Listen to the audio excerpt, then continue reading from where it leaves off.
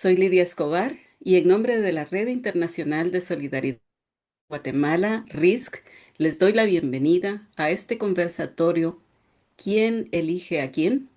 Elecciones de segundo grado 16 en Guatemala. Gracias por conectarse desde los distintos territorios y desde la diáspora guatemalteca.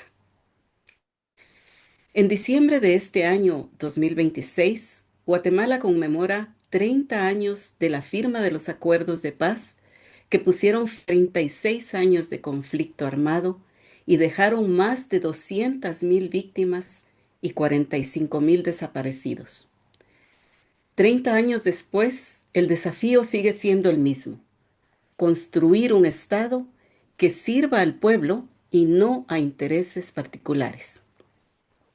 Para la RISC, este diálogo es fundamental, pues en 2026 Guatemala enfrenta un momento decisivo: la renovación de instituciones clave tales como la Corte de Constitucionalidad, el Tribunal Supremo Electoral, el Ministerio Público y la Contraloría General de Cuentas y el Rectorado de la Universidad de San Carlos.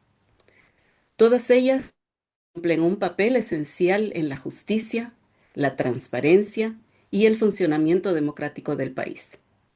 Sin embargo, muchos sectores alertan sobre el riesgo del llamado pacto de corruptos, esa alianza entre ciertos políticos, élites económicas y oficiales que busca mantener el control sobre las instituciones.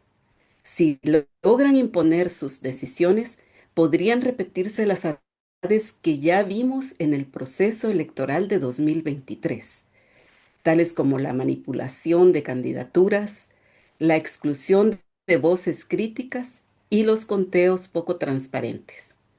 Sabemos que los riesgos son reales. Las redes de corrupción y los pactos de impunidad persisten, pero también sabemos que existe una fuerza social en crecimiento: la vigilancia ciudadana, la organización comunitaria, la participación de los pueblos indígenas, la articulación de la diáspora y el acompañamiento de la comunidad nacional. Cuando estas fuerzas se unen, la captura institucional deja de ser inevitable y la esperanza se convierte en estrategia. En este conversatorio contamos con panelistas con amplia trayectoria en estos temas. Ellos nos ayudarán a comprender qué está en juego en estas elecciones, a visibilizar los riesgos de corrupción y a proponer caminos de vigilancia para defender la justicia y la democracia. Tenemos el gusto de contar con la participación del licenciado Juan Francisco Sandoval Alfaro, abogado guatemalteco especializado en Derecho Penal, Constitucional y Derechos Humanos. Fue jefe de la Fiscalía Especial contra la Impunidad FESI del Ministerio Público de Guatemala, donde lideró investigaciones emblemáticas contra redes de corrupción, crimen organizado y estructuras paralelas de poder. Su labor fue reconocida internacionalmente con el Premio Campeón Internacional contra la Corrupción, otorgado por el Departamento de Estado de los Estados Unidos El panelista. en 2021. Ha formado parte del programa anticorrupción del terrorismo, la delincuencia transnacional y la corrupción de la Universidad George Mason.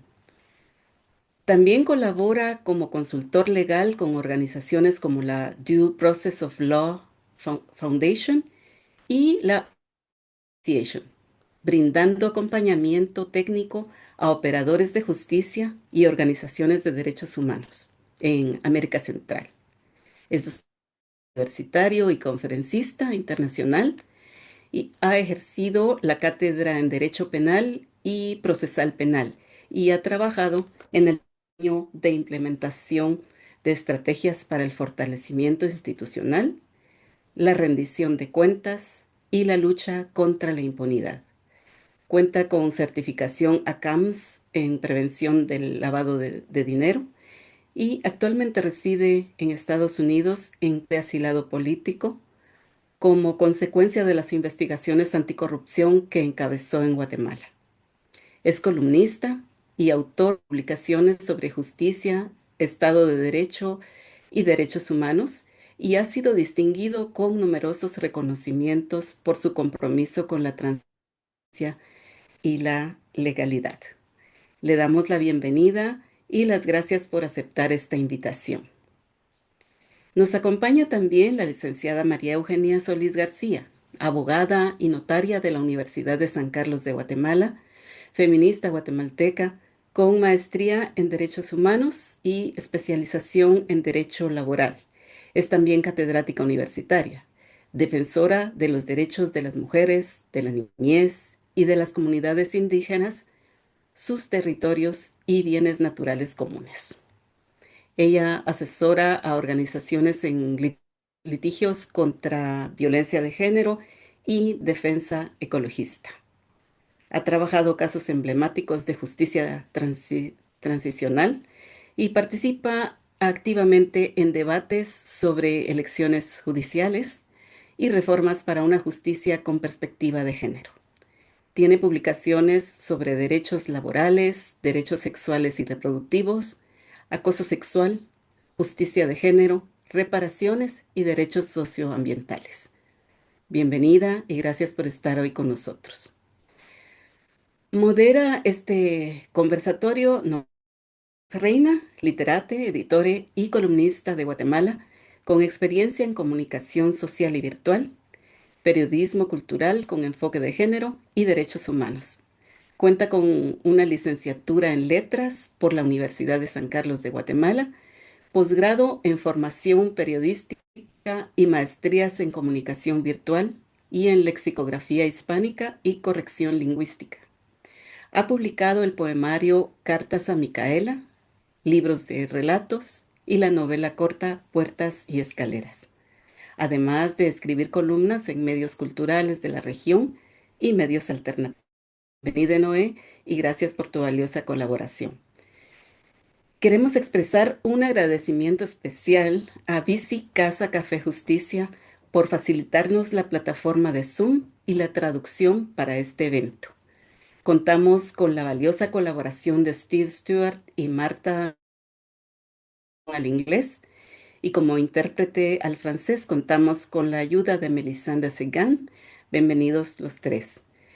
Antes de iniciar, queremos comunicarles a todos que este conversatorio será grabado con fines educativos y para su futura difusión en nuestros canales. Quienes no deseen aparecer en pantalla pueden desactivar sus cámaras y únicamente desactivarlas. Los micrófonos de todos los participantes permanecerán silenciados para evitar interferencias durante la presentación. Si alguien desea hacer alguna pregunta o comentario, puede hacerlo a través del chat. Bueno, gracias por acompañarnos en esta reflexión y por ser parte de este esfuerzo colectivo por una Guatemala más justa, digna y democrática. Sin más que agregar, cedo la palabra a Noé Vázquez Reina. Bienvenidos a todos. Muchas gracias, Lidia, por estas presentaciones y muchas gracias a la RISC por hacer este evento de interés de un público que no solo está en el extranjero, sino que también para personas que nos interesa cómo funciona el Estado de Derecho en Guatemala y qué es lo que estamos tratando de entender con mejores palabras, ideas, qué es lo que está sucediendo a nivel pues, político en el país, precisamente con las elecciones de segundo grado. Este conversatorio va a tener tres partes. La primera va a ser un bloque de exposiciones con nuestros panelistas. La segunda parte será les vamos a hacer una serie de preguntas a ellos para que ellos puedan respondernos. Y la tercera parte va a tener la participación de ustedes que nos acompañan, para que ustedes puedan plantear vía chat, como bien lo dijo Lidia, sus preguntas para que también podamos tener una conversación y poder afinar ahí las respuestas que nos puedan presentar nuestros panelistas. Así que en esta primera parte y este primer bloque lo hemos denominado juego. Y le quiero dar la palabra a María Eugenia, que viene a exponernos en 10 minutos sobre las instituciones que se renuevan, el funcionamiento de estas elecciones de segundo grado y cuáles son estos riesgos que, que pueden aparecer para cooptar estos espacios. Así que le cedo la palabra a María Eugenia.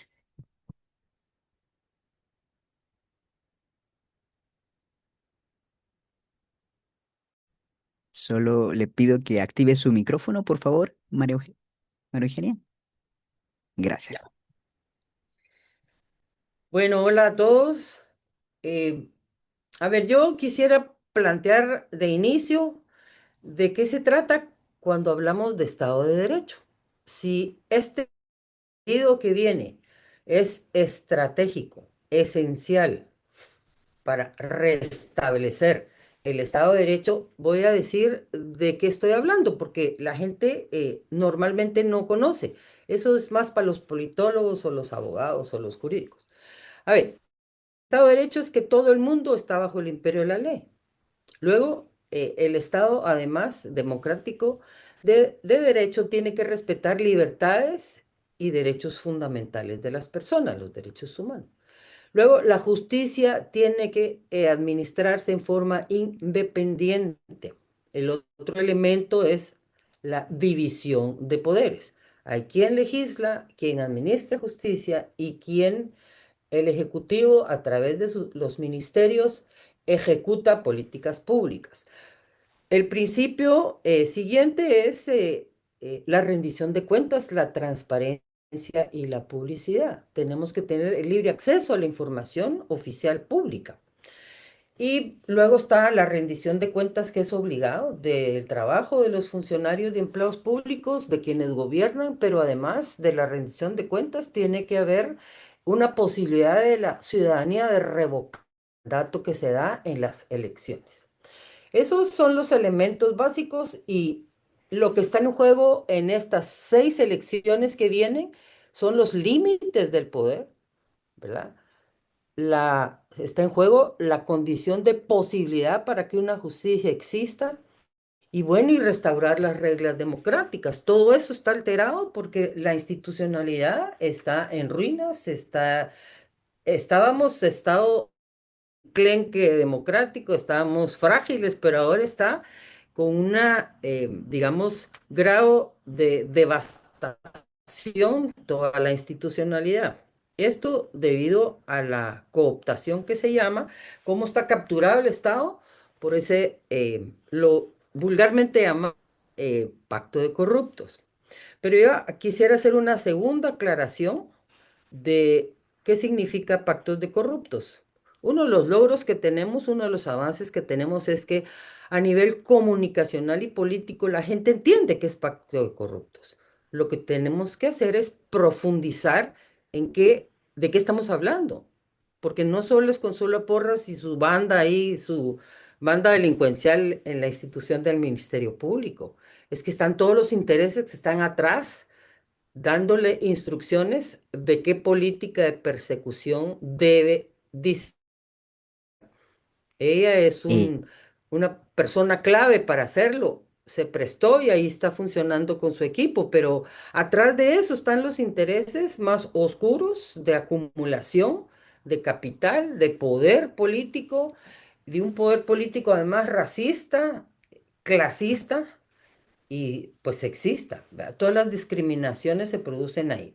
Pero básicamente las instituciones que se van a tratar de renovar, porque en ese intento estamos, son primero las cortes, que fue a fin de año pasado, las cortes, la Suprema y las de apelación. Esos son cuando los particulares no pueden resolver sus conflictos, lo trasladan a los tribunales. Y ahí está en manos de ellos y de la legalidad y las normas constitucionales resolver, dirimir los conflictos, las diferencias entre las personas que no pudieron arreglo directo. Ese es lo primero que ya se consumó. Después podemos hablar de qué clase de corte quedó. Solo para adelantar una cuestión básica es que ni siquiera los 13 magistrados que quedaron se han puesto de acuerdo en quién es el presidente de la Corte Suprema de Justicia, que además va a jugar un papel esencial en las comisiones de postulación. Pero está la lucha de poder en estos 13 y están las y codicias de poder y dinero que no han resuelto ese tema. Y para continuar, tenemos, pues, de las Cortes, pues ya el Tribunal Supremo Electoral. El Tribunal Supremo Electoral administra las elecciones generales. Todos los puestos clásicos de poder de este país pasan a través de la administración de esas elecciones generales. Municipios, diputaciones, presidencia, eso es importantísimo, porque la experiencia pasada nos mostró que ninguno de los 5 magistrados asumieron ni individual y colectivamente menos su calidad, su esencia de supremo.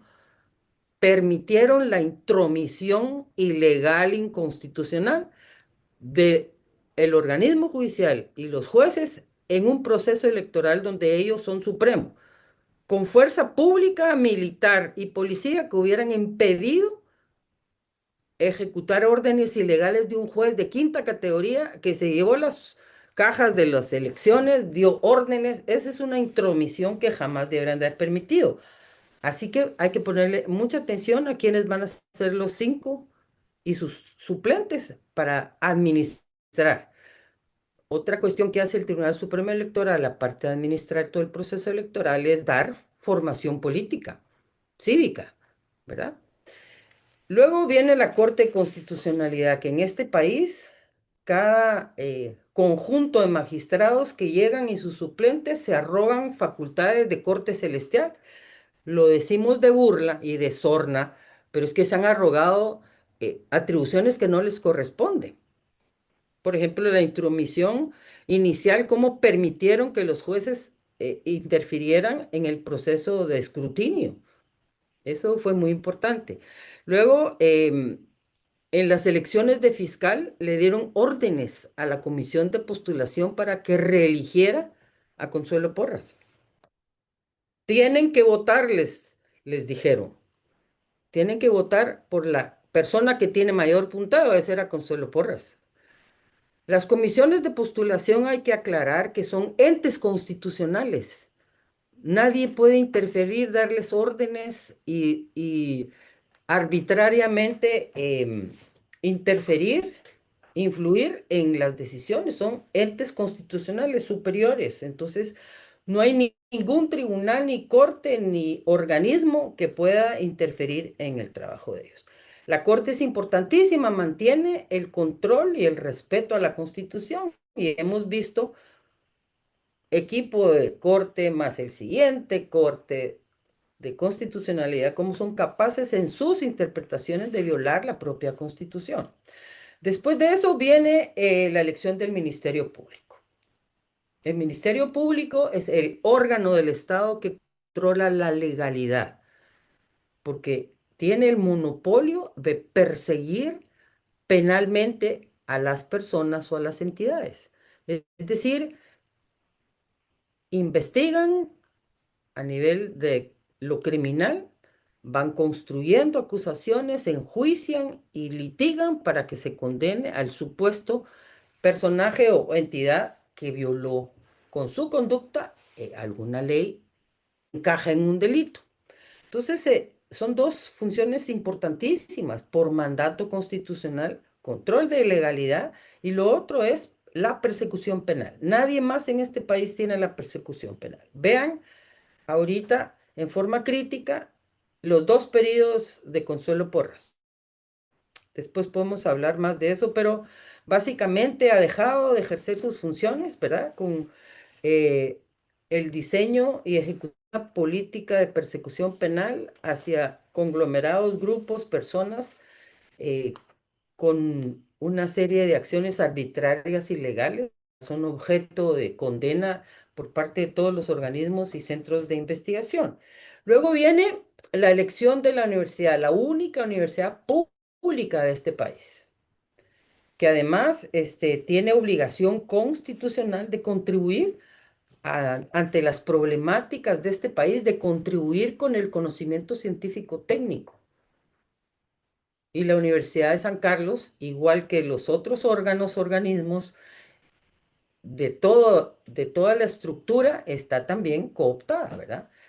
Vemos cómo se han atrevido el rector y su equipo a desobedecer órdenes de la Corte.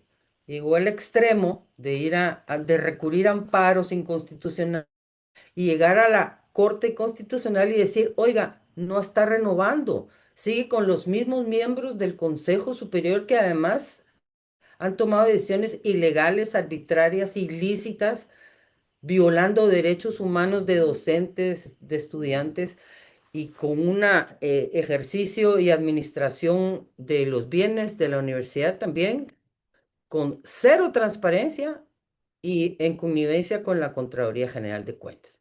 La actuación del rector y de su equipo es verdaderamente vergonzosa y lamentable.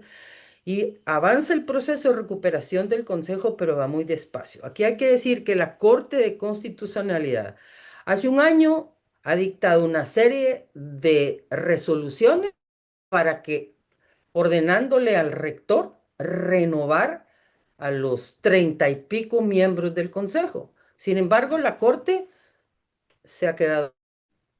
¿De qué sirve una Corte que dicta una resolución y no tiene la fuerza para ejecutarla?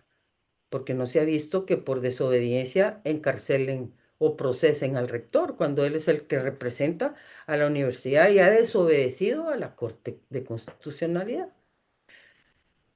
Posteriormente viene un órgano que no se le pone atención, no se le ponen los reflectores, pero es esencial para los actos de corrupción del Estado. La Contraloría General de Cuentas, por constitución, por su mandato, tiene que fiscalizar que se desempeña, empleados y funcionarios de altas autoridades, aparte del trabajo, los fondos públicos. Todo lo que tributamos en este país, todos, sin excepción, entra a los fondos públicos, a la hacienda pública y Contraloría en todas las dependencias que administran fondos públicos tienen una delegación. Ahora la pregunta es, ¿por qué ahí se van millones en corrupción? ¿Cómo? Ante los ojos de la Contraloría. No creo que volteen a ver a otro lado. Lo que son es coautores, igual de corruptos porque permiten que se desaparezca el dinero público. ¿Verdad? Hay funcionarios que 35 millones, el otro que 20 millones en el Congreso. Aquella vez un ex rector 60 millones mal invertidos. ¿Y quién les pidió cuentas? ¿Verdad?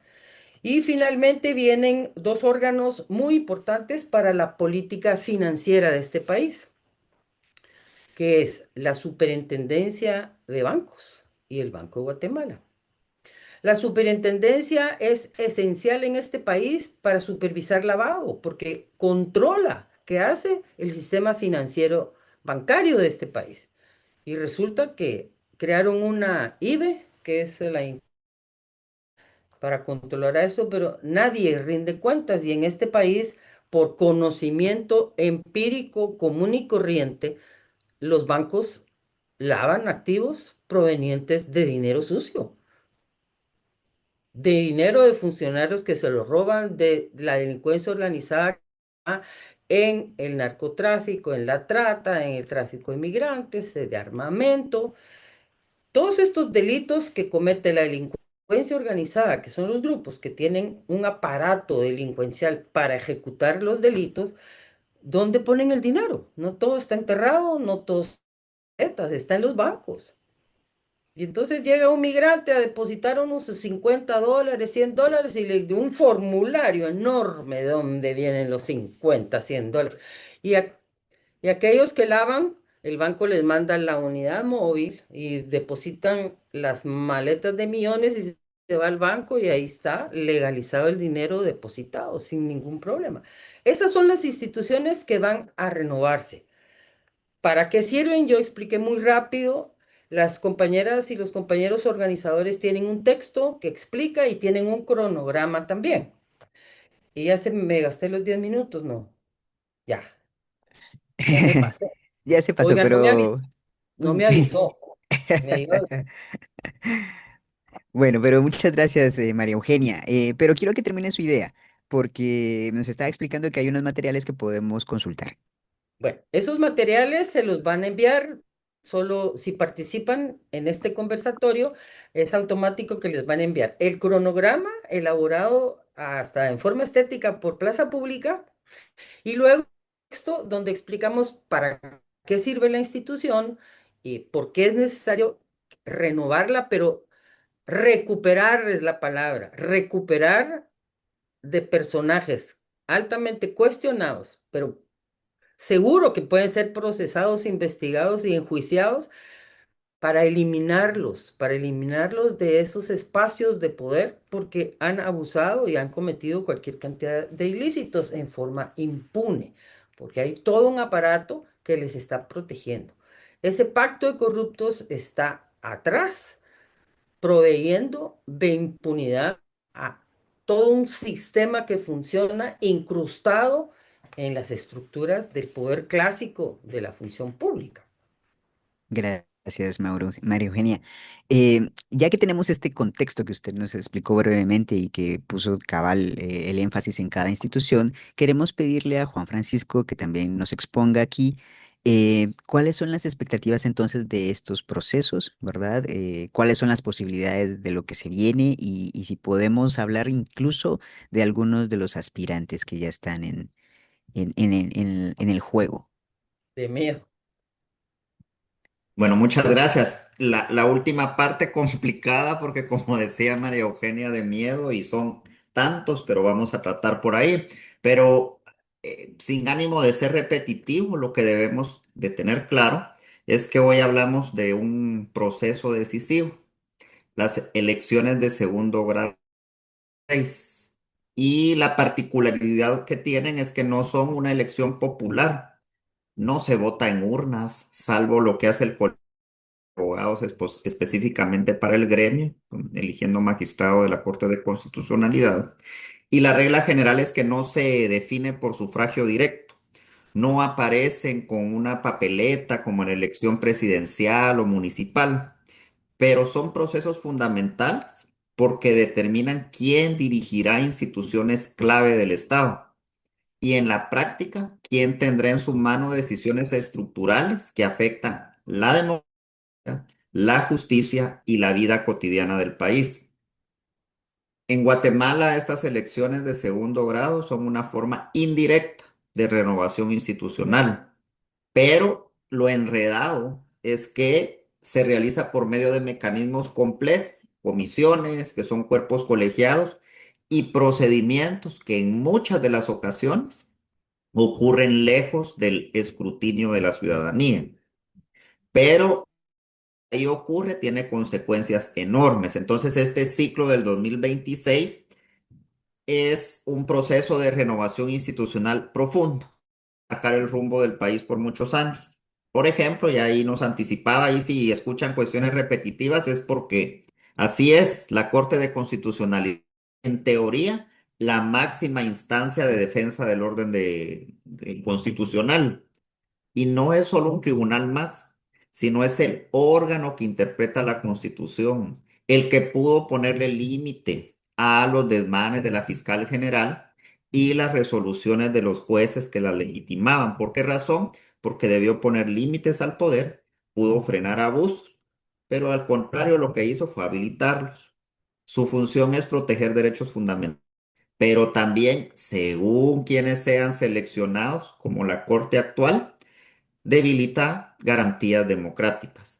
Por eso, la composición de la Corte definirá en gran medida si existe un verdadero Estado de Derecho o si la Constitución se convierte en un instrumento manipulable según los intereses de turno. Entonces ya vemos cómo el colegio va a empezar su proceso de renovación y entre los candidatos, ya que pidieron nombres, Néstor Vázquez, quien debió, en lugar de estar, de estar como magistrado, en realidad debía de estar procesado.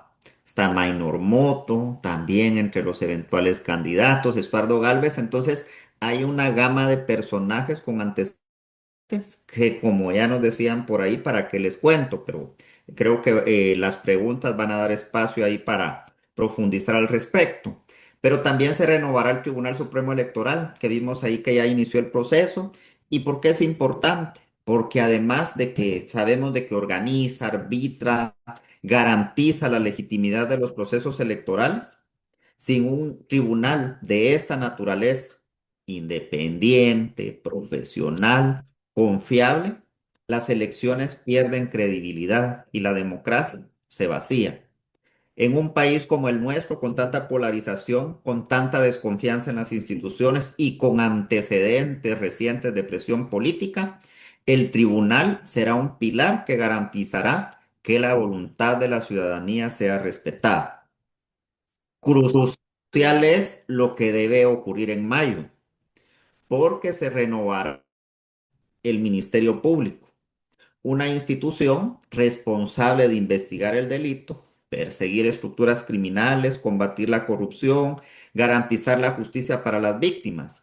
Pero como hemos visto, cuando esta institución es capturada, puede convertirse en un instrumento de persecución selectiva, de criminalización y de impunidad. La conducción del Ministerio Público definirá si se investiga al poder o si se protege al poder. Miremos de esa manera si la justicia se va a aplicar con independencia o se va a utilizar como arma política. En julio, la Universidad de San Carlos ya nos anticiparon la única universidad pública del país, pero que históricamente era un espacio de pensamiento crítico, formación profesional y autonomía, y que representa no solo la educación pública, sino la tradición democrática. Sin embargo, Walter Mazariegos ahí y otros que le antecedieron han convertido a la San Carlos en un escenario de disputas internas, de intentos de cooptación y de cooptación consumada. Entonces, la elección de rector no solo es un tema universitario, tiene un impacto directo en la vida pública, en la independencia académica y en el papel que esta casa de estudios juega en la universidad. Hacia finales de año se elegirá el Contralor de Cuentas, que ya, pues bueno, sus funciones de fiscalización. Pero si hacemos memoria, ¿qué otro papel ha jugado la Contraloría en las últimas elecciones? Pues ha definido quiénes participan y quiénes no en las elecciones, porque en lugar de actuar como un órgano técnico, auxiliar, independiente, lo que hace es extender o negar finiquitos de manera discrecional, convirtiéndose en un mecanismo que puede permitir participaciones en procesos electorales, distorsionando completamente su propósito. La Contraloría no debería de ser una herramienta de control político, sino un contrapeso real para la transparencia y para la rendición de cuentas. Entonces ahí sinteticé de alguna manera algo que María Eugenia nos había explicado en forma brillante. Pero entonces, a lo que quiero llegar es que lo que está en juego no es sencillo. Se renueva la justicia y estamos en que si se recupera la institucionalidad democrática o se consolida la captura institucional. En los últimos, Guatemala ha vivido un proceso sostenido de cooptación. Instituciones que deberían de garantizar independencia han sido utilizadas para seguridad, para proteger redes de poder y para perseguir a quienes hemos intentado combatir la corrupción. Se ha debilitado la independencia judicial, se ha usado el derecho penal de manera selectiva. Hemos visto cómo se criminaliza a periodistas, defensores de derechos humanos, líderes comunitarios, operadores de justicia, mientras estructuras criminales reales permanecen intactas o protegidas. Esta semana lo vimos con la crisis en el sistema penitenciario y lo que ocurrió posteriormente. La fiscalía quedó retratada. Se distorsionan las instituciones. En lugar de servir a la ciudadanía, sirven a intereses particulares. En ese contexto, este 2026 hay una disputa entre dos caminos. La continuidad del control, de la corrupción, de la impunidad institucionalizada o la oportunidad real, difícil, pero existe la oportunidad de reconstruir el Estado de Derecho y de la apertura hacia una justicia más independiente. Bueno, entonces, ¿qué podemos esperar de los aspirantes? Primero, habrá candidaturas, algunas creo que mínimas, con respaldo técnico y ético, personas comprometidas con el servicio público, con la independencia judicial y con la democracia, profesionales valiosos, juristas capaces y sectores que desean una transformación real. Pero la mayoría que veremos serán perfiles impulsados por redes que buscan mantener poder, redes que operan desde la opacidad, acuerdos cerrados, negociaciones de cuotas y reparto de instituciones. Redes que no siempre se presentan como criminales, sino normalidad política, la gobernabilidad y el famoso equilibrio, cuando en realidad lo que buscan es control y protección. En segundo lugar, habrá intentos de presentar como lo que en realidad es captura. Se intentará normalizar que instituciones fundamentales respondan a intereses particulares y se hablará de legalidad, pero se operará por influencia. Se hablará de meritocracia, pero se negociará por control.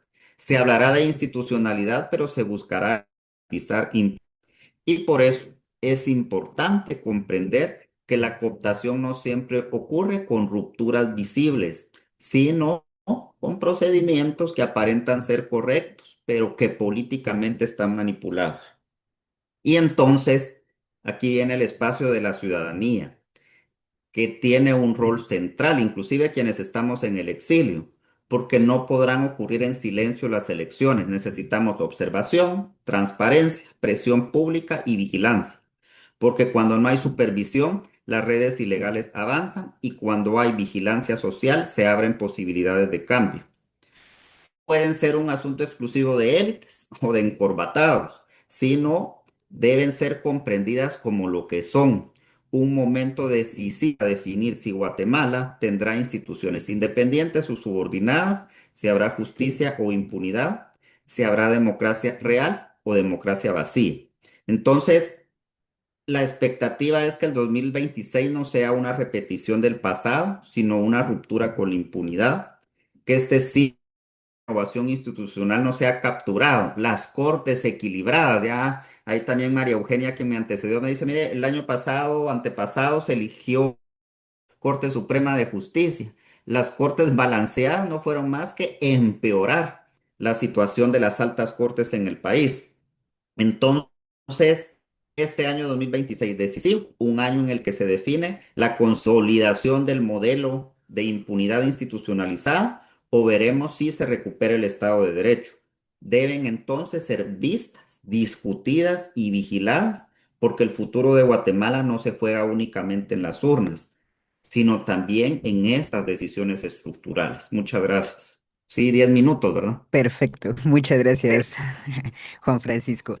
Bueno, entonces vamos a dar inicio al segundo bloque de este conversatorio. Aquí, pues, la RISC ha preparado algunas preguntas, algunas ya un poco fueron abordadas ahorita en sus exposiciones, ¿verdad? Pero para hacer las preguntas directas voy a ir una a uno, ¿verdad? Una pregunta para cada uno, para que vayamos también, si quieren ustedes también interactuar con estas preguntas.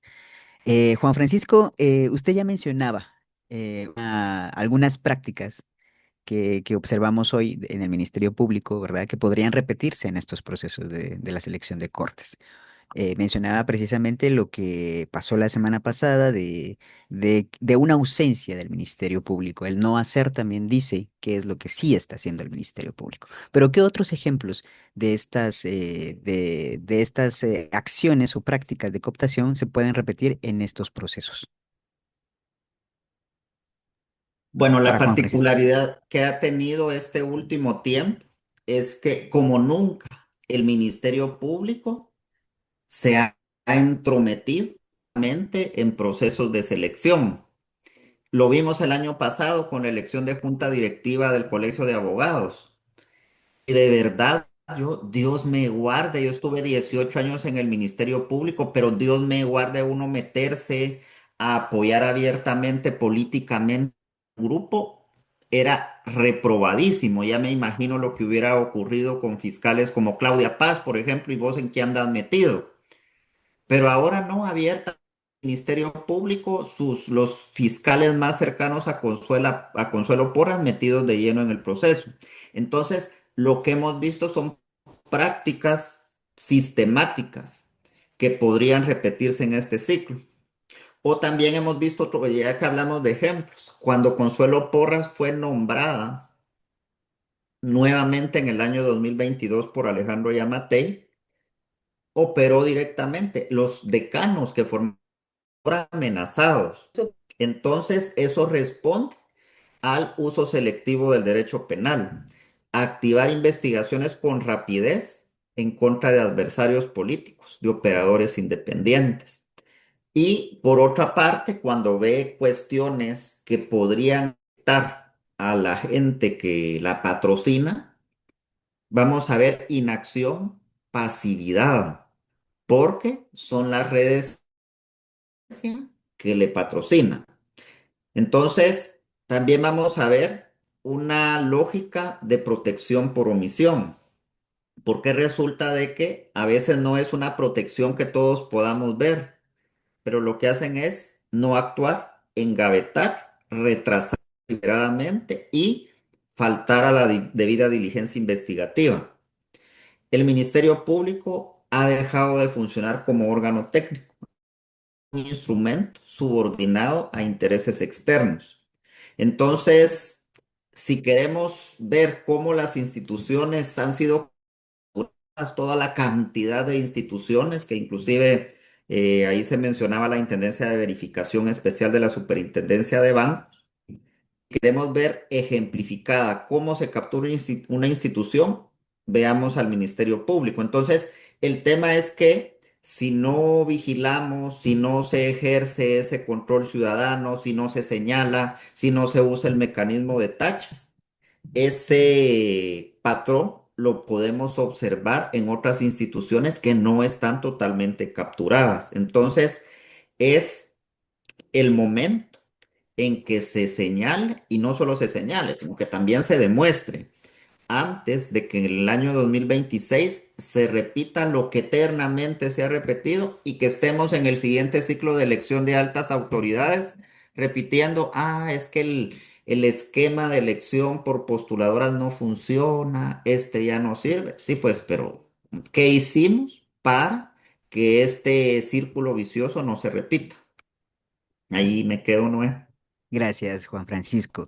Y ahora quiero pasar a María Eugenia para ver que nos cuente o que nos diga cuáles son los principales entonces en los avances y obstáculos del sistema de justicia guatemalteco para implementar una justicia abierta y transparente. Solo le pido que active su micrófono, María Eugenia. Gracias. A ver, yo voy a empezar afirmando que en este país por siglos hemos demostrado una tradición de rebeldía y resistencia, porque al tiempo que Juan Francisco y yo estamos contando la suma de desgracias y lamentos, también hay, desde el exilio ellos no han parado, ¿verdad? Ustedes también, los anfitriones de este evento, no han parado de apoyar, denunciar y respaldar las luchas por las libertades y los derechos y denunciar todas las arbitrariedades e ilegalidades. Eso es lo primero. Lo segundo es que este tema ya se colocó en la agenda política. ¿Qué quiere decir eso? Las elecciones, estas sucesivas que después de 40 años de constitución se vienen una tras otra, hasta ahorita sucedió que es una tras otra. Entonces, trabajo tenemos, parejo. Pero el primer trabajo que fue convocar a la ciudadanía. Oiga, dejen de ser observadores, consumidores, contribuyentes, víctimas y pongámonos a ser protagónicos, a ejercer ciudadanía. Este tema no es de las élites que votamos en estos procesos. Este tema es una problemática real que estamos jugándonos si efectivamente la democracia enclenque que tenemos la fortalecemos o terminamos con todas las reglas del juego. Entonces hicimos un llamado y hay más gente, hay más difusión, la gente en todos los territorios hemos llamado, por favor participen, honestos, íntegros, que tengan calidades, participen, porque si no participa gente adecuada, correcta, capacitada, y yo le agregaría ya no solo de reconocida honorabilidad, sino que no basta ser capaz, no basta ser honorable, probo, eh, queremos gente atrevida, audaz. No queremos gente pusilánime que sea una rata de biblioteca y a la hora de la hora le tiemble el pulso para decir qué sucedió, por qué sucedió y esta es mi respuesta de parte del Estado. Necesitamos integridad, pero necesitamos gente independiente, audaz, osados, atrevidos, ¿verdad? Pienso que la ciudadanía tiene ahorita el momento, tal como defendimos el voto, preventivamente tenemos que participar y no solo creerse guerrilleros heroicos en las redes, hay que salir a la calle, ya, hay que plantarse frente al Congreso que va a elegir, plantarse frente a la Comisión de Postulación del Tribunal Supremo cuando los 20 sean impresentables. En, quienes eligen designan a los de la Corte de Constitucionalidad, el legislativo, el ejecutivo, el colegio, la San Carlos, hay que plantarse frente a las instituciones. Yo soy de la tradición, tengo 70 y agarro calle, porque esa es mi tradición sancarlista, pues esa no me la voy a poder quitar. Pero ese llamado tiene que ser a ser activos, enterarnos, que nos importe. Hay mucho en juego y nos, como dijo Juan Francisco, nuestra propia cotidianidad, la justicia laboral, de familia, toda, está sufriendo esa corrupción, el peso de los abogados, los bufetes importantes, la plata que corrompe, ¿verdad? Y aparte, pienso que ahorita tenemos además como tercer punto de avance, tenemos un acumulado en lo simbólico, en el imaginario colectivo. Todo el periodo glorioso de la CICIG fue para la sociedad guatemalteca un alivio, sí se pudo. Y esto lo vamos a tener que rescatar, así nos tarden años o varias elecciones, pero tenemos que arrancar con disputarles espacios de poder. No podemos seguir permitiendo que avancen, avancen y terminen con este estado narcotráfico y de delincuencia organizada. Total, tenemos que disputársela. Y eso es fiscalizando, vigilando. Un trabajo permanente que tiene que hacer la ciudadanía es ver quiénes son los personajes que quieren ser, porque pues cualquiera tiene el derecho humano, yo quiero, pero si yo no tengo capacidad de eso, o una trayectoria respetable, que la gente en los territorios diga por qué no funciona ese fiscal, qué hizo cuando estuvo, porque ponen la lista donde han estado, pero pregúntenle a la gente a qué se dedicaba cuando era fiscal, cuando era juez, cuando era defensor público, cuando fue funcionario. Eh, Ese trabajo de inteligencia tiene que ser popular de la gente, que cuente, que escriba. Hay que nutrir a las comisiones de postulación, porque sin esa información comprobada, documentada, ¿cómo podemos tachar? ¿A que porque tiene mala planta o que no es así? Tiene que ser fundamentado. Así que experiencia en tachar tenemos, pero también tenemos que adquirir la costumbre de candidatear gente, de ver cómo las impulsamos para que participen y vayan. Y creo que es muy importante esto que dijo Juan Francisco, uno de los obstáculos más serios, y aquí voy a mencionar nombres. Leila Lemus es presidente de la Corte de Constitucionalidad, pero veamos su recorrido. Del Ministerio Público, de la Oficina de Protección, donde era jefa de análisis de riesgo, sale cuestionada por el caso de Álvaro Matus y además por el asesinato de Rivera, aquel Riverita. Llevó tranquilamente sin estar dentro del sistema de protección a la mujer que marcó a los sicarios a quien tenían que matar. Bueno, de premio del sistema de protección del MP se va a la jurídica de la Contraloría General de Cuentas. Que ustedes saben que los jefes o las altas autoridades, todo depende, porque no saben, entonces depende de la jurídica. Bueno, pues ella le hacía así o así al finiquito, ¿verdad? Como un instrumento para impedir el ejercicio de los derechos políticos de las personas. De la Contraloría General de Cuentas, en esos procesos electorales donde vetó gente porque no le dio el finiquito, se fue a la Secretaría General de Yamatei. Y de ahí Yamatei la manda a la CC. Pero la guinda del pastel, dirían, es que ahorita toma posesión e interviene en un acto. Leila Lemos, la presidenta, y dice, hay exigencia de que haya en este país control de convencionalidad. ¿Qué quiere decir eso? Todo lo que el sistema interamericano de protección de los derechos humanos, la comisión que está en Washington y la Corte, ya condenó a varios estados de las Américas, entre ellos Guatemala, porque el finiquito es innecesario, porque para eso están los hallazgos, los reparos y una justicia que la Contraloría General de Cuentas a la que tiene que acudir para que el funcionario que se bajó el dinero o sospechan devuelva, restituye más las multas. Es decir, el finiquito no es necesario.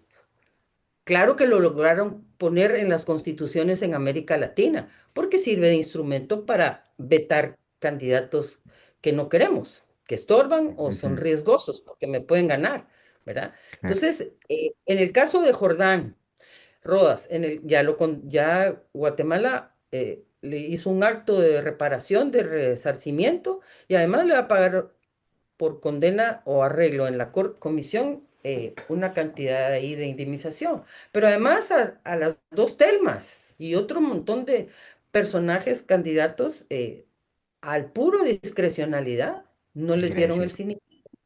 Esos son obstáculos serios. Ujú. El miedo, que es un obstáculo cultural, no sé si ya me pasé. Vamos a darle la Lo dejo intervención para la a... próxima. Sí, no, gracias. Vamos a darle la intervención a Juan Francisco porque levantó la mano ahorita que usted estaba contestando. No, Entonces, no, Juan Francisco. solo, perdón, ahí interrumpí a María Eugenia, pero ahí que siga porque de verdad que Bueno, me encanta la manera, ¿verdad? En que dice las cosas, pero ahí, por ejemplo, Noé había dicho, bueno, Juan Francisco nos va a hablar de algunas personas. Ya ahí María Eugenia hizo un repaso de Leila Lemus por si la ven por ahí candidateándose. Fíjense que Leila Lemus, por ejemplo, ¿cómo me va a querer, verdad? Si yo fui a allanarle la casa cuando se le emitió orden de captura en el caso Matus y cuando era secretaria general de la presidencia y no que Consuelo Porras nos envía la supervisión porque en una denuncia que interpuso el presidente de la junta directiva del IX pudimos establecer un tráfico de influencias directo de Leila Lemus y Alejandro Yamatei para bajarse al presidente de la junta directiva del IX. Y en lugar de avanzar en la investigación, nos mandaron a la supervisión. Y tiempo después, Leila es la que se vende como la democrática, la magistrada. Entonces le pasa un chismecito por allá a la embajada, por allá para la presidencia de la República para aparentar. Miren, soy demócrata, soy democrática, pero en realidad no es solo el pasado, sino lo que hace. Y el pensamiento de ella lo vemos plasmado en sus resoluciones, ¿verdad? De eso, perdón ahí, María Eugenia, que haya interrumpido ahí, que está tan interesante lo que nos estaba diciendo. bueno, No, no pues se preocupe. el grave peligro, no se preocupe, gracias. A ver, el grave peligro es que el finiquito, como tenemos una Corte de Constitucionalidad presidida por un personaje de ese calibre, que resulta que no es que sea ignorante, que no sabe qué es control de convencionalidad. Y es una obligación de carácter internacional de Guatemala, del Estado. Nada, que yo soy funcionaria y fíjese que no me cuadra porque mi noción de soberanía es del siglo XIX. Ella afirmó, porque tuvo el descaro de afirmar en la toma de posesión que el control de convencionalidad viola la soberanía. Hágame el favor. Y no es ignorancia, es la mala intención de interpretar la ley a su modo para no cumplir la obligación internacional que tiene el Estado guatemalteco de no aplicar el finiquito, porque es el instrumento para violar derechos políticos. Ujú. Recientemente lo dijo el sistema interamericano. A ver, sigo con un obstáculo más, que es de carácter cultural, el miedo. Los aspirantes, los que quisieran, tienen miedo. Tienen miedo al que dirán, que en las redes les digan hasta lo que no está escrito. Esa exposición, el miedo al ridículo guatemalteco, a ser descalificado, mal calificado. Eso es casi un miedo invencible, pues lo van a tener que superar las gentes que tengan credenciales y calidades, porque no queda otra. Tienen que esforzarse, ¿verdad? Y privilegiar. Tenemos una responsabilidad como gremio y hay muchísima gente. Eh, a ver, otro obstáculo que tenemos es la miseria de la academia, ustedes. La- Ujú. Así como en Guatemala la seguridad, la salud, la educación es mercancía. El que puede paga y tiene, y el que no tiene, pues que se lo asalten, que lo baje en su casa y que se le muera porque no tuvo para el tratamiento ni la medicina y pues que no tuvo escuela. Va. También en la educación superior se ha vuelto mercancía, son negocios y crecen sin control, sin supervisión. Ya ven que hasta cuotas de poder han conseguido, y hay 14, 16 universidades, todos tienen cuota de poder, porque también va la acumulación de dinero, negocio, pero además poder, ¿verdad? Poder económico y también poder político. La academia está contribuyendo a que las instituciones estén verdaderamente eh, fatales. Coleccionan licenciaturas, maestrías, doctorados para conseguir puestos, pero ¿qué calidad tienen esas maestrías? Yo no le estoy faltando el respeto jamás a la gente que se quiere superar y mejora sus posibilidades académicas, ¿verdad? Sus habilidades, destrezas, competencias. Pero otra es conseguir en forma fraudulenta los doctorados y las maestrías sin Claro. supervisión de nada. Y no quieren, entre bomberos no se pisan las mangueras, como dicen. Y ningún rector, ni directorio, ni propietario de las universidades quiere revisar eso y entrar a un control y una supervisión de las calidades académicas. Tenemos dos magistrados del Tribunal Supremo Electoral que los doctorados no fueron tales, no, no, y la fiscal, para Ujú. ni hablar. Eh, Claro, claro. Si quiere, vamos a seguir un poquito con las preguntas. Yo creo que algunos de los obstáculos también que son más culturales podemos abordarlos un poquito más adelante. Pero ahorita que ustedes mencionaba también ahorita el recuerdo de ese periodo glorioso, dijo usted, de la CICIG, donde nos demostramos que sí pudimos. Le queríamos plantear esta pregunta a Juan Francisco, hablando también de qué estrategias nos puede sugerir, ya con su experiencia tanto en la CICIG como en la FESI, para impedir la captura judicial y promover justicia independiente. Bueno, es un tema de abordaje muy difícil, pero que creo que la experiencia que tuvimos con la comisión dejó lecciones muy claras de cómo podría frenarse la captura judicial, aunque estamos en un contexto muchísimo más complicado del que teníamos hace 6 años cuando todavía existía la comisión. Entonces, el primer tema es la transparencia total en los procesos de selección y del que hablaba, ¿verdad? Ahorita María Eugenia lo dijo, miren, pues es que ya desbordémonos de eso de, ay, es que lo que pasa es de que todo el mundo se va a enterar, sí, pero va a ejercer función pública, pues, y va a estar en uno de los puestos más altos del país y entonces, por ende, todos los actos que usted realice van a ser sometidos al escrutinio público. No podría, no debería de exponerse si hubo negociaciones oscuras, si su llegada a la elección fue producto de un reparto político, de un acuerdo cerrado. Entonces, cada etapa debe ser pública, verificable y sometida al escrutinio ciudadano. En segundo lugar, la aplicación de criterios objetivos de idoneidad. No solo sí, él tiene título de, miren, doctor, maestrías, doctorados, miren ustedes, las universidades, fíjense que ahorita, y voy a decir el nombre porque ha ocurrido, un gran lío, la Universidad Rural, tesis grupales, ustedes, tesis grupales. Y entonces, ¿dónde quedó la individualidad y la originalidad de la obra? Entonces, regalando títulos. Entonces, y esa idoneidad verificable, sí, no fue cuota, lealtad política o cercanía personal. Entonces, hay que evaluar la trayectoria, la independencia. ¿Cuál fue a mí me pareció muy bien ayer si ustedes escucharon a Edgar Ortiz en la reunión de la postuladora para el Tribunal Supremo Electoral en el Congreso? Verifiquemos también cuál fue la posición pública que tuvo el aspirante con respecto a los intentos de la Fiscalía de dañar la democracia en el año 2023. Entonces, ahí vamos a ver cuál fue su criterio, si fue independiente y si la persona tiene no solo capacidad técnica, sino asume el compromiso democrático.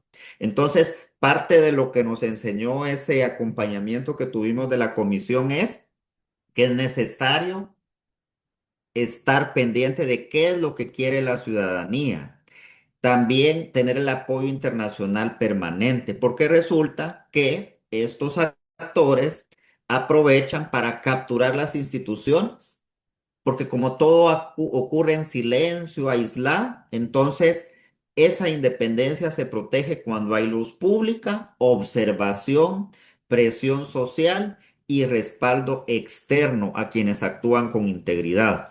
Y aquí en lo de la publicidad, ¿se recuerdan que una de las principales críticas a la comisión, a la CICIG, sobre todo de la élite, es que están exponiendo públicamente a la gente? Es que están estigmatizando, no, se estaba exponiendo públicamente a la ciudadanía. Hay persecución penal porque hay elementos de investigación que sustentan que hubo corrupción, que hubo opacidad. ¿Qué es lo que ocurre ahora? Lo contrario, en reserva.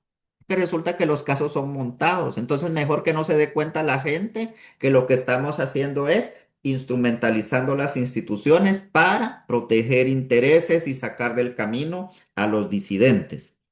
Entonces también va a ser clave en estos procesos identificar alertas tempranas, vínculos, que lo ha hecho muy bien, la verdad, los medios de comunicación independientes, la ciudadanía ha tratado de ir detectando el financiamiento irregular, porque no lo va a hacer la fiscalía, no lo va a hacer la IBE, porque la IBE se dedica a otras cosas para establecer qué candidatos son impulsados por redes de impunidad. Entonces, la prevención ha sido importante más que la reacción tardía. ¿Para qué vamos a estar lamentando después cuando tuvimos el espacio para prevenir y señalar? Yo no sé, por ejemplo, qué va a pasar con el rector de la Universidad Panamericana, pero el tipo ha sido expuesto y existe una acción constitucional que está ahí en desarrollo. Vamos a ver cómo actúa el Tribunal Constitucional, porque al parecer la idoneidad en cuanto a su participación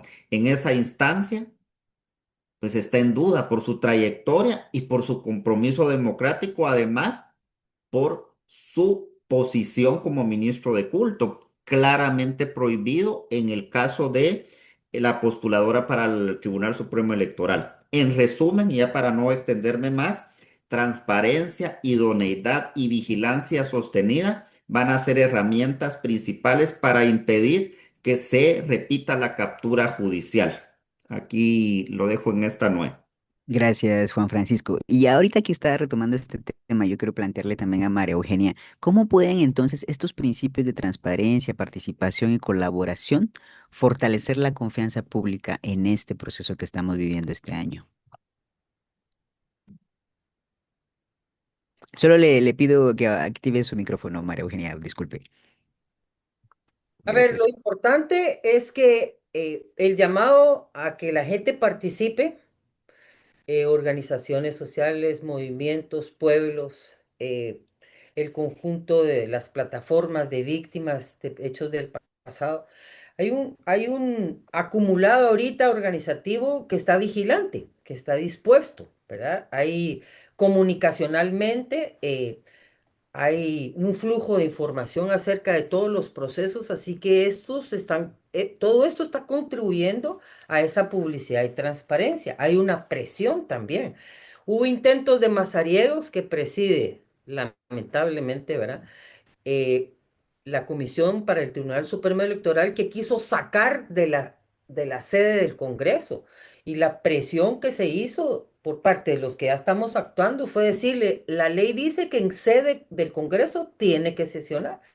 Y a la junta directiva se le dijo, no permita que viole la ley Mazariegos. Mazariegos no tiene y encima habilitenos un espacio para poder estar llegando por turnos o la gente que pueda a fiscalizar.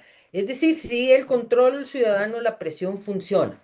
Yo pienso que estas elecciones son también estratégicas porque hay una construcción de movimiento social que siempre es muy importante, el ejercicio de la ciudadanía individual y colectivamente. Va a ser un acumulado muy importante todo este año para las elecciones generales, ¿verdad?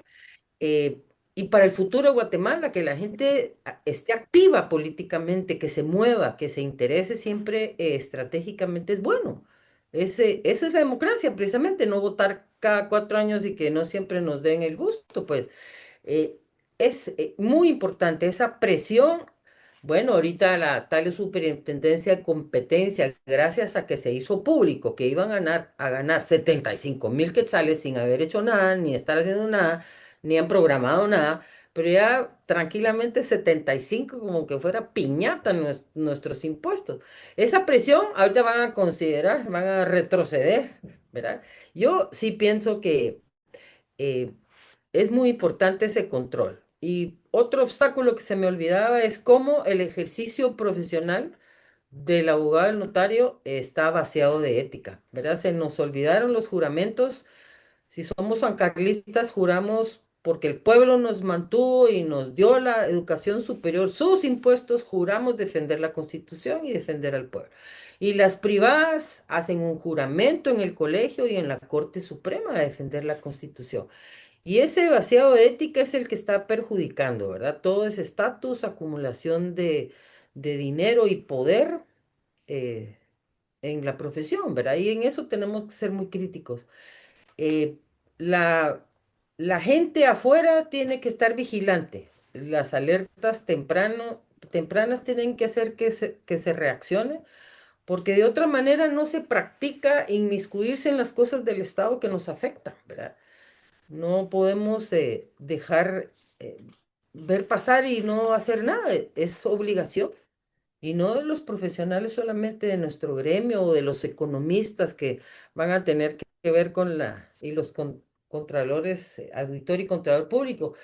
Todos ellos, todos los profesionales que intervenimos en estos procesos porque tenemos el diseño constitucional que privilegió a los abogados. Si usted se fija, la cantidad de participación que tiene el colegio es porque en el 85 se tenía el mito de que somos gente súper íntegra, cuando es el gremio de los más desprestigiados del mundo, no digamos de Guatemala, ¿verdad? Eh, yo pienso que es ahorita esa recuperación de que la gente participe, vigile, se organice y no permita. Y es un ensayo también para las coaliciones y las alianzas que tienen que hacerse ante los partidos que ya conocemos cuáles van a ser y quiénes van a ser. Yo creo que todo esto es un ensayo, es una escuela de lucha, de vigilancia, que es lo que nos hace fortalecer la democracia. No va a venir de arriba para abajo, va a venir de abajo para arriba. Y Ujú. eso esta oportunidad política es maravillosa. Este año tiene que ser muy importante en ese sentido. Gracias, María Eugenia. Y ya que estamos con usted, ¿y usted qué cree qué papel está desempeñando la cooperación internacional en la promoción de este sistema judicial más legítimo y accesible, ya que la sociedad civil está ya nos dijo usted las posibilidades que puede, pero ¿y la cooperación internacional, cuál sería su papel? Pues mire, la cooperación internacional va y viene, se retrae, se avanza. Ahorita hay mucha inestabilidad en el primer mundo, que es el que saca su circulante de dinero y lo trae para la cooperación en estos países. Con dinero y sin dinero, a pura entrega y militancia por la causa de la justicia, tenemos que ver. La cooperación, hay que reconocerlo, fue fundamental a partir de los acuerdos de paz para levantar el sistema, fortalecerlo. Es decir, lo diagnosticaron institución por institución, incluso crearon la defensa pública penal, se fortaleció el Ministerio Público, los tribunales. Todo eso ha sido toda la formación, que es a lo que yo me he dedicado muchos años, La formación de todos los profesionales en el sistema de justicia ha corrido cuenta de la cooperación, no sale del dinero del Estado de Guatemala ni de las instituciones de justicia. Las cinco o seis instituciones que conforman, todo ha sido subsidiado por la cooperación. Es decir, todos tienen su trabajo y encima becas para especializarse. ¿Y en qué ha cambiado? Ahorita vamos en retroceso, pero había avanzado un poco y yo pienso que es bueno quedarnos dentro del imaginario y el simbólico que tenemos como éxito en la justicia son las sentencias nacionales de hechos del pasado. El Ujú, Estado de Guatemala, aunque sea después de décadas, ha tenido una respuesta de justicia y de reparación y resarcimiento a las víctimas que son cientos de miles, ¿verdad? Y es justicia en casa, acá. ujú, Puede ser que hayamos ganado en el sistema interamericano para condenar al Estado, pero lo básico es que jueces, litigantes, fiscales, todo el aparato estatal de la justicia ha tenido magníficas respuestas, como le digo, aunque sea algo tarde, pero sí ha habido una respuesta del Estado para decir efectivamente eso sucedió, así fueron los hechos, y esta es la persona o las personas responsables. Entonces eso nos queda siempre como como dice, tenemos el pesimismo de la razón, pero también ujú. tenemos el optimismo que da la esperanza y esos son todos los episodios que nos llenan de esperanza, de que sí podemos lograr, hay que disputárselos. Las cuotas de poder hay que disputárselos porque se van a quedar con el país y con todo, con toda la institucionalidad y eso no se vale, no puede ser. Sí, gracias, María Eugenia. Y ya que estamos hablando de la esperanza, a ver, Juan Francisco, ¿qué señales de esperanza identifica en estas renovaciones? Usted usó otra palabra que no era renovación, sino era recuperación, ¿verdad? Recuperar para recuperar las instituciones, ¿verdad? Para romper la continuidad de la corrupción, incluso desde el exilio. Mira, a veces se identifica el término esperanza, esos viven en la esperanza como de que ingenuidad, pero no, la esperanza en realidad parte de señales reales. En primer lugar, yo lo que establezco es que hay una ciudadanía más consciente. Fíjese que a raíz de las investigaciones, por ejemplo, de los casos de las comisiones de postulación, la del 2014 y la de 2019-2020, como que en aquel tiempo había alguna como que posibilidad de que dijeran, bueno, el Ministerio Público de plano va a investigar. El rol protagónico lo ha tomado la ciudadanía que lo hacía desde antes, pero el protagonismo, miren, el seguimiento que da la ciudadanía y sobre todo las coberturas de los medios de comunicación independientes o alternativos son magníficas. Y usted lo puede ver como hasta de mi familia, decía yo, ellos diciendo hay que votar por la planilla tal, y decía, pues sí, ni son abogados ni nada, pero o sea, ellos estaban como que involucrados en el tema, ¿verdad? Sin que yo les dijera nada, ¿verdad? Ahí ellos por su propia cuenta. Entonces, de repente la ciudadanía consciente porque entienden mejor cómo operan las redes, cómo se manipulan las instituciones y por qué las elecciones son decisivas. Señales del sistema de justicia. Miren, esta semana, la Claudia González, mi abogada y mi amiga querida, yo pienso que la van a absolver ustedes de ese montaje por el que también yo tengo orden de captura. Ya le revocaron todas las medidas de coerción, adelantaron la fecha del debate y otros signos por ahí. A todos los excompañeros de la fiscalía que han llegado a debate en forma ilegal, porque ilegalmente fueron detenidos y procesados, los han ido absolviendo. Ya absolvieron a Astrid Paola Pimentel Carías, ya absolvieron a Samari Carolina Gómez, ya absolvieron, por ejemplo, a Eduardo Pantaleón. Entonces, por eso la fiscalía no quiere que los casos lleguen a debate porque van a ser expuestas las estupideces con las cuales armaron esos casos. Entonces, ese es un signo objetivo, pero también hay nuevas generaciones jurídicas y sociales que no aceptan la normalización de la corrupción. Fíjense que cuando yo, si me hubieran preguntado hace 2 o 3 años, es que viene la elección en el colegio, ay Dios, ni hay que voltear a ver ahí porque ya eso está capturado. Pero lo que vimos que ocurrió en la elección de junta directiva, lo que hemos visto en las elecciones del Colegio de Abogados de otros procesos, por ejemplo, la postuladora del Tribunal Supremo Electoral, ¿qué es lo que nos dice? Ah, parece que existe cierto sector o un importante sector del gremio de abogados que quiere que las cosas cambien. Entonces, parece que ya no se acepta la normalización de la corrupción. Aunque en la segunda vuelta o la primera vuelta de este proceso, la mesa 24 de los más jóvenes, pues ganó una planilla alineada al pacto, ¿verdad? Como que una señal de alarma, pero en general, la parte del gremio más informada como que nos dio una sorpresa positiva. Eso nos dice además de que puede existir sectores comunitarios, organizaciones que han luchado por un país distinto y que su trabajo, el trabajo de la sociedad civil, de alguna manera ha permitido de que más ciudadanía esté mejor informada y articulada. Les digo, por ejemplo, del exilio. El exilio no significa ausencia.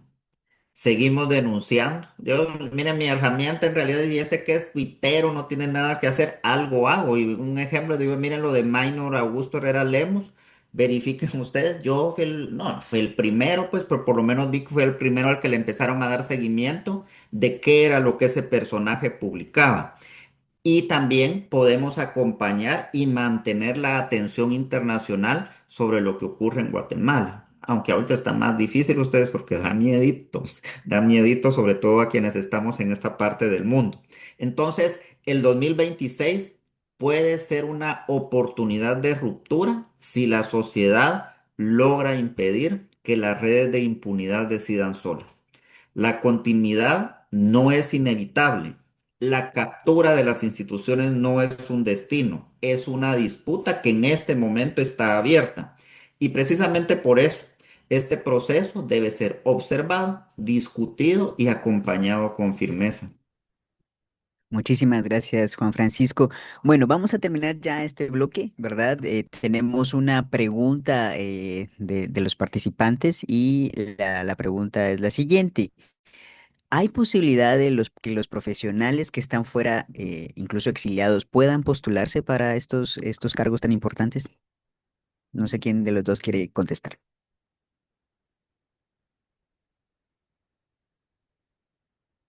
Vamos María ahí, Eugenia. María Eugenia. A ver, posibilidad hay y derecho. Bah, porque poco se ha hablado de los efectos de la criminalización. Nuestros mejores candidatos están fuera. Va, pero dejen que estén fuera. Hay que ver la condición jurídica en que el Ministerio Público los tiene y los jueces penales, los jueces que andan articulados con el Ministerio Público y su banda. Porque personalmente no creo que sea un impedimento no estar acá. Yo puedo estar de viaje y que alguien entregue los papeles, digamos, pero no dudan que exista yo, pues.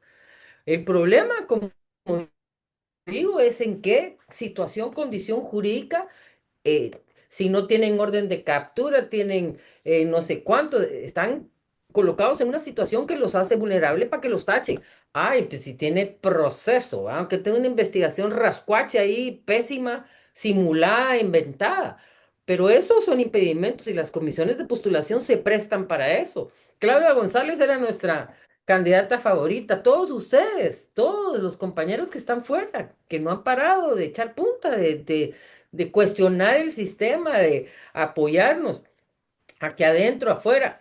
Eh, Nadie les podría vedar el derecho, excepto en qué condición, insisto, ¿verdad? Hay que ver su situación jurídica. Claro, claro, Porque, claro. porque Y perdón ahí, dele, termine ahí la no idea. fue a ver, no fue casualidad. Yo no estoy inventando que estos sean estrategas, grandes estrategas usted. Porque nosotros, yo he estado en organizaciones, todo el tiempo he estado en la sociedad civil, en los movimientos, y uno reacciona cuando ellos ya llevan un año adelantado. Todo lo tienen, sí, tienen una visión estratégica. Uno va reaccionando y reaccionando haber sido el diseño de la estrategia, tenerlos fuera del país a los posibles magníficos candidatos. Y eso hay que reconocerlo. Tienen todas las capacidades, la experiencia, la probidad, valentía, y están fuera. Y Ujú. habría que ver en qué condición. de Gracias. Y, persecución y, y, penal. y, y el tema ahí, María Eugenia, de los requisitos, muchas gracias también ahí por los piropos, pero más que eso, mire Ramón Cadena, por ejemplo. ¿Por qué pedirle constancia de antecedentes policíacos? ¿Y qué? O sea, entonces no es un requisito constitucional o qué, y por esa razón, por ejemplo, no pudo competir en el colegio de abogados. Entonces, como que para eso también están las postuladoras, ¿verdad? Y hablando de participación, por ejemplo, ahí vi conectado a Jordán Rodas, ¿verdad? Que ya se había puesto de ejemplo con el tema del finiquito, que para eso sirve la Contraloría también, ¿verdad? Para vedar candidaturas. Entonces, Ujú. las postuladoras para eso, ¿verdad? Para detener la participación. Ok, miren, está súper interesante este conversatorio, creo que podríamos ahondar más, pero ya vamos a ir terminando con la última pregunta que nos trasladan, que dice, cuando mencionaron el tema de la erosión de la ética en la academia en Guatemala, ¿qué se podría hacer desde la academia desde afuera o cómo contribuir a visibilizar la erosión? A ver, tal vez nos contesta eh, alguno de los dos o María Eugenia, ¿qué piensa? Pues mire, yo pienso que la ética no está alejada de una convicción política ideológica de la responsabilidad de una persona profesional, ¿verdad?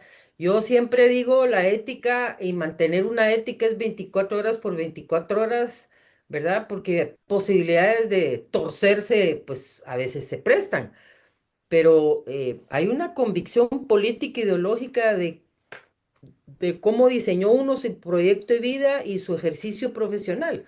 ¿En qué momento priorizó la gente joven sobre todo? No estoy excluyendo a los otros que no son tan jóvenes, pero ¿en qué momento privilegian que el ser abogado es de estatus y acumular dinero, ¿verdad? Y no servir a la gente o contribuir a la justicia. Eso es una cuestión de verdad. Yo combino, digamos, una posición política ideológica de que tengo una profesión y la ejerzo. Estamos perdiendo un poco la conexión con María Eugenia. Tal vez Juan Francisco pueda intervenir en lo que María Eugenia recupera la conexión. Bueno, ¿y qué podemos hacer desde el extranjero? María Eugenia, ahí es por si me escucha, solo estoy interviniendo, ¿verdad? Que desde el extranjero, quienes estamos en el exilio, lo que podemos es tratar de amplificar lo que hay gente, quizá ahorita un poquito menos, sobre todo alrededor del proceso electoral, donde nos decía, mire aquí, da miedo hablar. Hágame el favor, denuncie la cooptación, la irregularidad. Entonces se puede denunciar la irregularidad en procesos universitarios, visibilizar internacionalmente, no solo protege, sino expone. Tratar de fortalecer redes académicas independientes, porque desde el extranjero podemos impulsar vínculos con universidades, centros de investigación y espacios académicos para tratar de apoyar a estudiantes, docentes y profesionales que siguen defendiendo la ética universitaria. Y sobre todo apoyar a quienes están allá adentro, porque hay sectores universitarios, así como hay esos universidades de garage, etcétera, hay sectores universitarios comprometidos con la autonomía, con la integridad. Entonces, ver de qué manera se respalda, documentar, exigir estándares. Desde el exilio, por ejemplo, podemos contribuir a documentar patrones, publicar análisis, exigir transparencia y alertar a organismos internacionales cuando se vulneran esos principios éticos. No normalizar, no aceptar como inevitable la degradación ética, porque la universidad debe ser un espacio de mérito, de conocimiento, de libertad, porque cuando se convierte en instrumento político, ¿quién más como que los guatemaltecos para exponer cómo se afecta a la sociedad? Con visibilidad, redes, apoyo, documentación y presión. Entonces eso es lo que le podría decir, ¿no?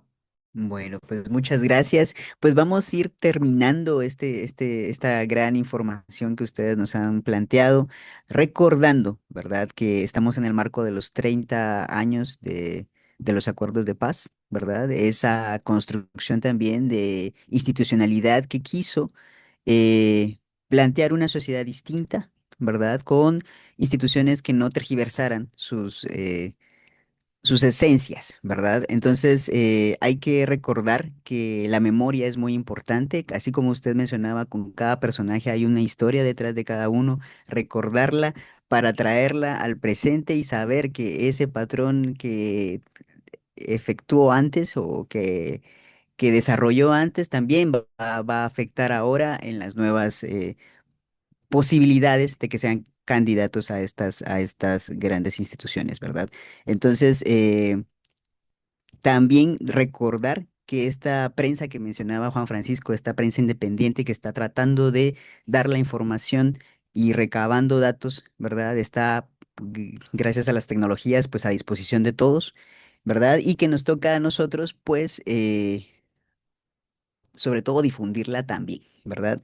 Entonces, pues muchísimas gracias a ambos, a Juan Francisco Sandoval, a María Eugenia Solís, que ya no la pudimos reconectar, pero gracias por sus análisis valiosos, gracias a la RISC por ofrecernos estos espacios también para el diálogo y para la reflexión, ¿verdad? Sabiendo que podemos también incidir desde nuestras posiciones, incluso desde nuestras propias profesiones académicas, recordar que la ética tiene que ver con una apuesta política y pues agradeciéndoles también a los participantes. Este webinario va a estar disponible después para que podamos verlo, compartirlo y difundirlo. Así que muchísimas gracias a todas y a todos y que pasen muy buena tarde. Bueno, yo voy a dar unas palabritas de cierre, si me lo permiten. Y yo quiero decir buenos días, buenas tardes, buenas noches a cada una de las personas que nos acompañan el día de hoy desde los diferentes rincones del mundo.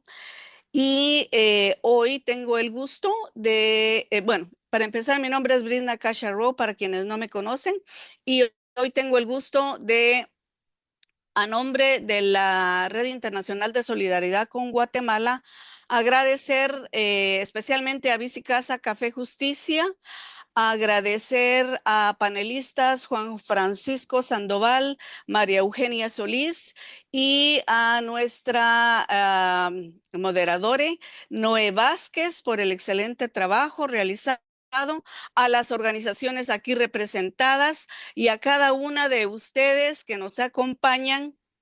Sin su participación y su trabajo, esto no hubiera sido posible. Sinceramente, gracias por todo lo compartido el día de hoy. Queremos enfatizar lo ya dicho, que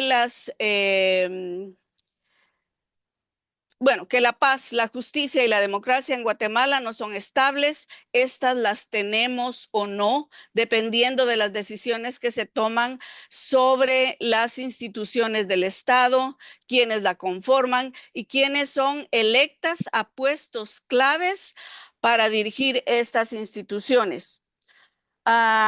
Hemos visto aquí en este conversatorio que las elecciones de segundo grado de 2026 pueden seguir manteniendo la impunidad o pueden ser una posibilidad de abrir una pequeña ventana por la cual podamos lograr cambios reales y rescatar las instituciones del Estado que sean independientes de la corrupción y que estén al servicio del pueblo. Les invitamos a que la indiferencia no nos gane. Les invitamos a que no nos conformemos con la impunidad. Les invitamos a seguir luchando, a que la indignación frente a la cooptación del Estado se convierta en organización, a que el miedo que nos produce esta situación actual se convierta en coraje colectivo, a que la memoria de nuestras víctimas, de las personas que han sido y siguen siendo criminalizadas por defender la justicia, sea ese motor que nos dé fuerza, sea esa llama que nos haga seguir trabajando y actuando para poder lograr elecciones transparentes, procesos transparentes, donde prevalezca las elecciones en base al mérito. Cada una de nosotras, desde nuestros espacios, desde nuestra comunidad, desde nuestra organización, desde la universidad, desde el medio de comunicación, desde el espacio de trabajo y desde nuestro espacio personal, podemos hacer diferencia. Necesitamos vigilancia ciudadana. Necesitamos acompañamiento para las personas que resisten por defender la justicia. Necesitamos presión constante para que podamos lograr esas elecciones que tanto queremos. Necesitamos que entendamos que honrar la paz en estos momentos, en el presente, significa decir no a la impunidad, significa decir sí a las instituciones al servicio del pueblo y no a los privilegios. Bueno, sigámonos encontrando, sigamos tejiendo alianzas y lazos para el futuro y defendamos con memoria y valentía una Guatemala con justicia, paz y democracia para todos y todas y todes. A todas las personas participantes el día de hoy, nuevamente muchas gracias y sigan nuestras redes sociales y las redes sociales de todas las organizaciones que trabajan por el derecho de los pueblos a vivir en paz, con justicia, democracia y dignidad. Muchas gracias. Y hasta la próxima.